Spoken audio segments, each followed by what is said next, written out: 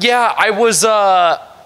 I took it a little more cautious than I feel like looking back that I could have. I could have pressed the action a little earlier, but you get out with a first round finish debut, and you gotta be happy with that. And so, of course, there's always things to take away and to get better at for the next time. But yeah, went great. Is that the goal coming in? That you wanted to make sure you got a finish in this one, or was it more conservative and said, you know what, first fight for Bellator, let's make sure just get my hand raised to start with, and then anything is a bonus? Yeah, it's tough.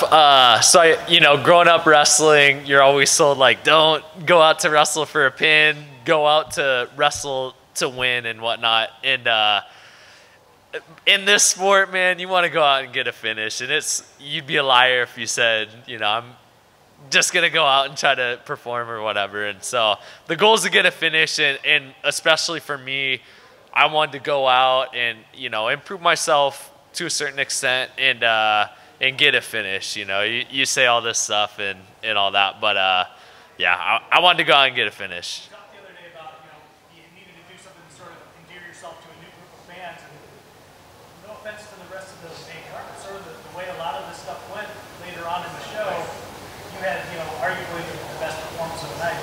Doing was great too, of course, but do you feel like you left people with something to think about for your next one? Yeah, I hope so. I hope I'm in consideration for someone to look out for at the welterweight division. I certainly believe that I have the credentials and all that, and I'll keep building. I'm young in the sport, at a sense, and I love to go out and finish. As my record would say, that's 5 out of 7 finishes, and so I'm going out to try to finish fights, whether it's with my hands or submitting. So.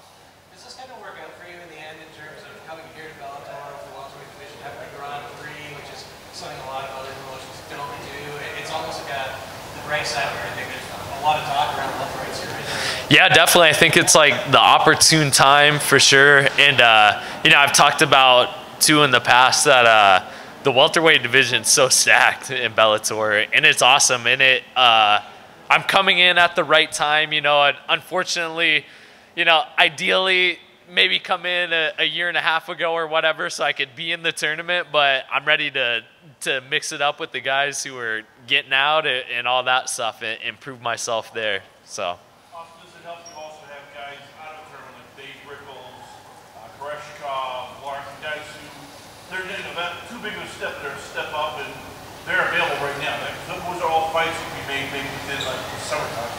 Yeah, 100%. The goal is to just keep building up and each fight a tougher opponent, a guy with a better record, a guy with more experience, and all that. And then, fortunately, I have a very smart management team. My team, Gracie Baja, Fabiano Schirner. We all have a great plan in place, and now it's up to Bellator, and obviously I didn't take any damage and all that, so I'm ready to fight as soon as I can, and I'm excited to. Obviously, Paige is in your corner. As a debuting fighter, is it calming? Is it motivating? Can you just talk about what that does for you? Yeah, it's calming and it's motivating, both. And honestly, she brings a lot to the table for me because she's the one with me at every single practice.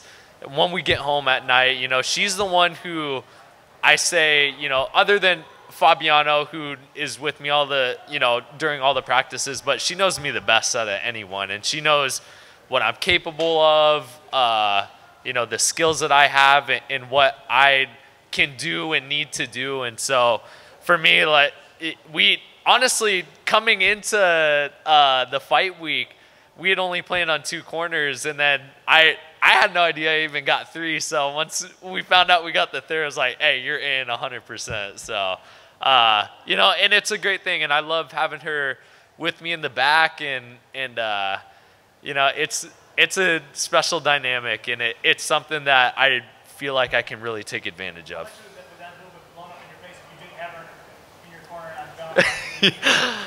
Oh, 100%, yeah. And so we got married in September. We're 3-0 as a married couple now, so we're gonna keep it growing.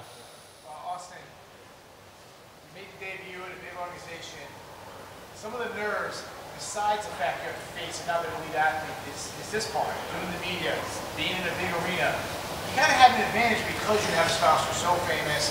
We were at the Today Show or Good Morning America a month ago. Yeah. What advantage is that? You've already got to experience that part of it. Oh, such a big advantage. Like being able to stand here and talk to you guys and stuff. It's I feel like I've been there in a sense and kind of done it and all that. And you know, there was a great energy out there tonight too, and there was no like getting past that. But I felt very locked in and ready to go out and compete. And you know, cornering her and cornering some of our other teammates and all that. I've kind of been on the big stage and all that. So of course there's nerves that come in on its own, you know, competing for yourself and everything. But yeah, it's helped out a lot, and it's given me an advantage coming into all of this. So.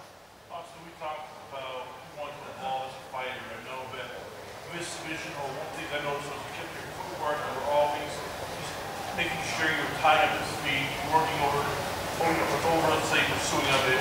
We've had this, you seem to be becoming more complete fighter. You're no longer just a wrestler, you're more now the submission artist, wrestler / MMA fighter. Yeah, definitely. You know, the goal is to evolve as a mixed martial artist and not just be stuck in one thing. So not just be stuck in wrestling or not just be stuck as a striker. And, you know, as we've seen, you know, tonight, guys who couldn't wrestle or whatnot, you know, they got beat and there wasn't anything to do. So for me, it's evolving at each place. And that's what I love. I love so much about this sport is, you know, you can grow in all these different aspects of the sport, and, you know, it never gets boring. You know, it's always fun to go in and, you know, go to boxing or go to Muay Thai and just get better at each thing. And that's something I love about MMA. Took this fight on short notice, just a couple of weeks. You know, you're trying to stay as active as you can going forward, or are you trying to get some more experience under your belt, improve some more, and then come back to Bellator with the full game? No, I think the experience for me is just going out and competing and getting in the cage and doing it for real. I'm a training junkie. I love to train. You know, if I didn't have my wife and my team telling me I had to take a day off, I'd probably be going 100 days straight with no break, and, you know, as long as my body held up. So I think more than anything, the experience is what's going to get me better and keep evolving. Austin, can you really quick about the finish? It looked like you were going to transition to the back before the finish with the arm triangle.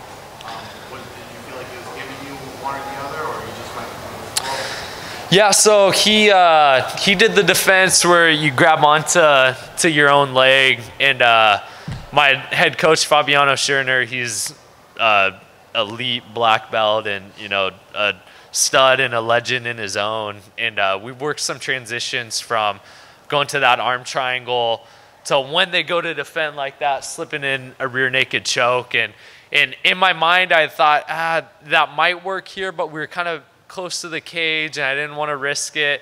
I heard him kind of gargling a little bit, and I thought, all right, if I keep this going. At the same time, I wasn't trying to burn out my arms, so I wasn't going 100% on the choke because I knew it was kind of short time and whatnot. So, you know, I just kept sinking it in. I heard my corners telling me, you know, keep on it, and you know, I kept on it, and I saw his mouth guard drop out, and I thought he was asleep, but apparently he was still awake. So.